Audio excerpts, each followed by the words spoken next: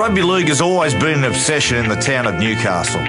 So in 1988, when the Newcastle Knights were accepted into what is now the National Rugby League competition, it was hailed as a potential super club. The junior base was enormous and the supporters fanatical. It was a football club which represented the people of the city perfectly.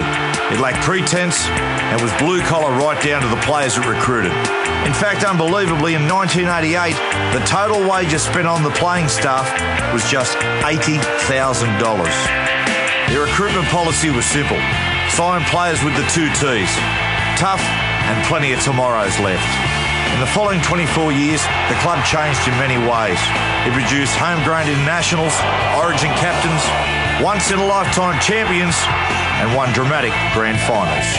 Historically, though, the Newcastle Knights' financial position can mostly be described as disastrous.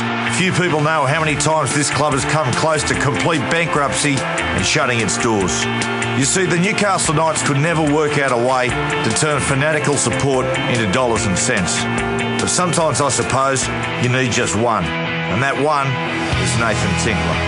This coal miner turned coal magnate has turned the Newcastle Knights from paupers into princes almost overnight.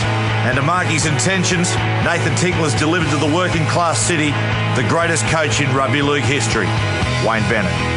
Wayne, you excited about this squad that you've got assembled here? Do I look excited? Yeah, for the Newcastle Knights, times have certainly changed. The challenge in 2012 isn't a financial one. It's managing and living up to the expectations of the football-mad Newcastle community. Are they going to win the comp? Of course they're going to win the comp. Woo! Go the Knights! Newcastle! Newcastle! I reckon we get a three-peat. 13, 14, 15, 16, oh mate, all the way to 20. Certainly one of the stories of 2012 will be the relationship between Tinkler and Bennett, 2 of the sport's most powerful men. And the man at the very coalface of this potentially uneasy relationship is his new CEO, Matt Gidley.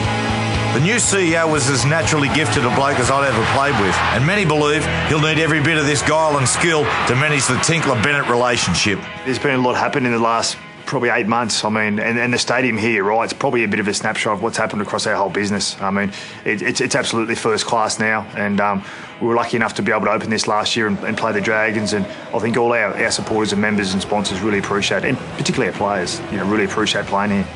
Nathan Tinkler, Wayne Bennett. When the day comes that they're bluing, you're CEO, you're the meat and the sandwich, how are you going to handle it? Well, I think, and I've said this to the players as well, whilst I've got an open door policy and I'm happy to sit and talk with all the players, I can guarantee whatever decision I make, it'll be honest and it'll be the club's best interests. And I think that's important. The club's bigger than any individual, whether it's Nathan, Wayne or myself. So we've got nearly 17,000 members this year. So the club, plays an integral part in the community. So I think whatever decision we make, it's got to be honest and it's got to be the club's best interests. In a year of many great stories for Newcastle, this next one could possibly be the biggest.